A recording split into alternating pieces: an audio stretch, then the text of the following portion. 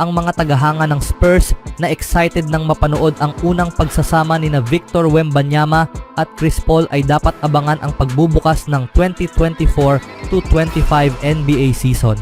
Ibinahagi na ng team ang kanilang schedule para sa season at ang unang laro sa listahan ay isang road game laban sa Dallas Mavericks na pinangungunahan nina Luka Doncic at Kyrie Irving.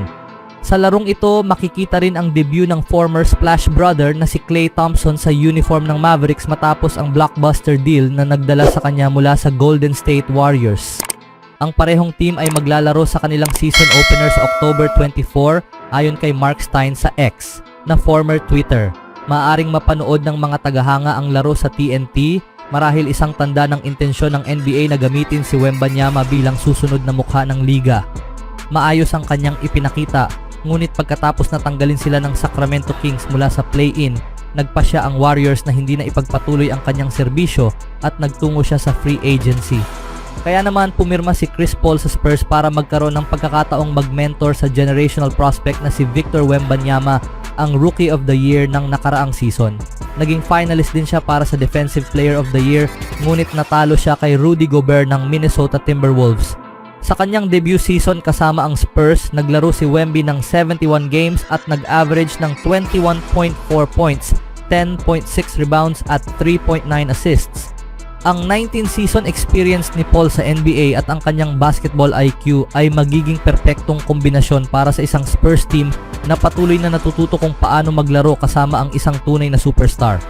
Noong nakaraang season, umabot ang Mavericks sa finals sa unang pagkakataon mula noong kanilang championship year noong 2011. Gayunpaman, natalo ang Mavs sa Boston Celtics sa 5 laro na nagtulak sa front office na gumawa ng mga pagbabago at mag-acquire ng mga bagong players. Isa sa mga ito ay ang malaking 6-team sign and trade para kay Klay Thompson na nagmula rin sa isang nakakadismayang huling season kasama ang Warriors. Ngayon, umaasa ang team na mailabas ang pinakamahusay kay Thompson sa pamamagitan ng pagbubuo ng Big 3 kasama sina Doncic at Irving. Sa mga nagdaang taon, ang mga team na bumubuo ng star trio ay hindi laging nakakaabot sa inaasahan, kaya't kailangan nating tingnan kung ang grand experiment na ito ay magdadala ng ikalawang titulo sa Mavs. Ano sa tingin niyo mga kaibigan? Speaking of trade, si Paul George ang pinakamalaking pangalan na lumipat ngayong off-season matapos niyang lisanin ang Los Angeles Clippers para makipagtulungan kay Joel Embiid at Tyrese Maxey sa Philadelphia 76ers. Ngayon, sa kanyang paglalakbay upang dalhin ang titulo pabalik sa Philadelphia imbes na sa Los Angeles, si George ay tatanggapin ang halo-halong reaksyon kapag siya ay babalik sa West para sa kanyang unang laban sa Clippers sa November 6 ayon kay Chris Haynes ng TNT. Ang highlight ng NBA schedule release bawat taon ay ang paghaharap ng mga stars upang maglaro laban sa kanilang mga former team na tinatawag na revenge games. Si George at ang Sixers ay maglalaro sa Los Angeles sa November 6 sa bagong Intuit Dome na bubuksan ng Clippers bago magsimula ang 2024-25 season.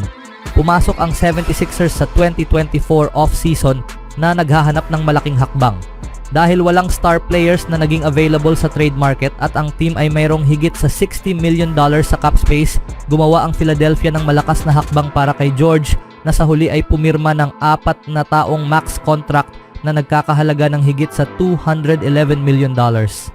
Sa paglipas ng mga taon, bigong makamit ng 76ers ang kanilang postseason goals dahil nabigo silang malagpasan ang Eastern Conference Semifinals mula noong 2001 nang makarating sila sa NBA Finals kasama si Allen Iverson.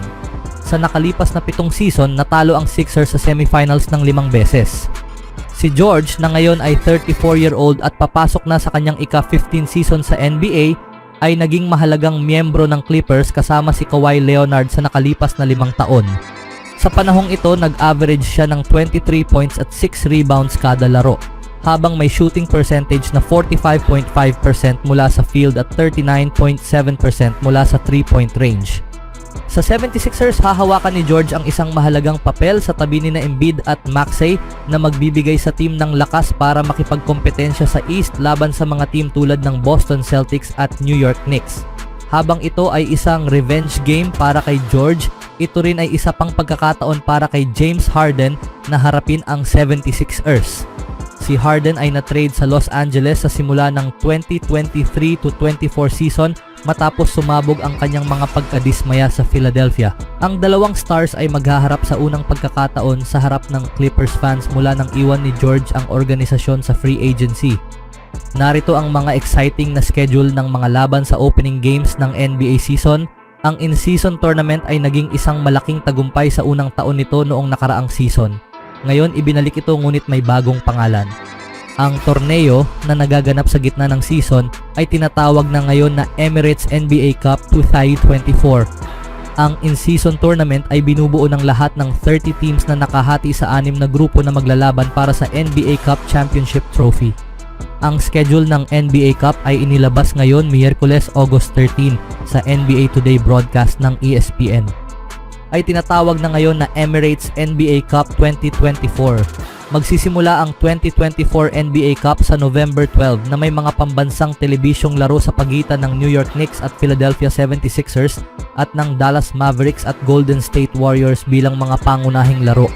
Ang laban ng Mavericks at Warriors ay magmamarka ng unang pagbabalik ni Klay Thompson sa Bay Area. Pag-usapan natin ngayon ng format ng Emirates NBA Cup. Ang mga patakaran ng NBA Cup 2024 ay pareho pa rin sa nakaraang in-season tournament. Lahat ng 30 teams ay hinati sa 6 na grupo na binubuo ng 5 teams bawat isa. Ang mga Miyerkules at Sabado mula November 13 hanggang December 4 ay tinatawag na Cup Nights. At sa mga gabing iyon, ang bawat team ay maglalaro laban sa bawat isa sa kanilang grupo. Ang yugtong ito ay tinatawag na group play. Pagkatapos, 8 teams ang mag-a-advance sa knockout rounds. Ang team na may pinakamahusay na group play record mula sa bawat grupo, pati na rin ang isang wildcard team na may pinakamahusay na group play record mula sa bawat conference na hindi nanalo sa kanilang grupo ay ang mag-a-advance sa single elimination games. Ang quarterfinals na binubuo ng 8 team ay gaganapin sa December 10 to 11 at ang semifinals ay sa December 15. Ang semifinals pati na rin ang NBA Cup Finals sa December 18 ay gaganapin sa Las Vegas, Nevada.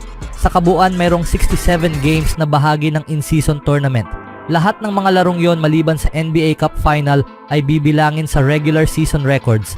Kaya't ang dalawang team na maglalaban sa NBA Cup Final ay maglalaro ng 83 games sa halip na karaniwang 82 games. Ang mga teams ay maglalaban para sa NBA Cup Championship Trophy pati na rin ang prize pool. Ang in-season tournament noong nakaraang taon ay isang malaking tagumpay.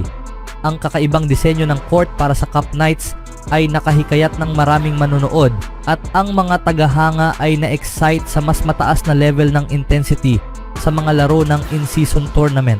Ang mga tagahanga na nag-aalala sa mga bagong patakaran ay natutuwa sa pinahusay na kalidad ng regular season.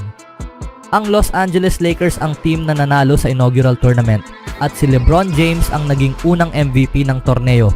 Ang tagumpay ng Lakers ay hindi lamang ang kapansin-pansing kwento na lumabas mula sa in-season tournament. Bukod dito, si Tyrese Haliburton ay lumitaw bilang isang superstar habang ipinakita ng Indiana Pacers ang isang historically efficient offensive unit. Ito ang mga grupo ng in-season tournament: West Group A, Minnesota Timberwolves, Los Angeles Clippers, Sacramento Kings, Houston Rockets, Portland Trail Blazers. West Group B, Oklahoma City Thunder, Phoenix Suns, Los Angeles Lakers, Utah Jazz, San Antonio Spurs. West Group C, Denver Nuggets, Dallas Mavericks, New Orleans Pelicans, Golden State Warriors, Memphis Grizzlies. East Group A, New York Knicks, Orlando Magic, Philadelphia 76ers, Brooklyn Nets, Charlotte Hornets. East Group B, Milwaukee Bucks, Indiana Pacers, Miami Heat, Toronto Raptors, Detroit Pistons. At East Group C, Boston Celtics, Cleveland Cavaliers, Chicago Bulls, Atlanta Hawks, Washington Wizards. Anong masasabi niyo mga kaibigan? Always do it on my own, so I gotta get through it. And the only thing I know is to love what I'm doing. Never give up, never slow, till I finally prove it. Never listen to the no's, I just wanna keep moving. Keep my head up when I act, head up, that's a fact. Never looking back, I'ma keep myself on track.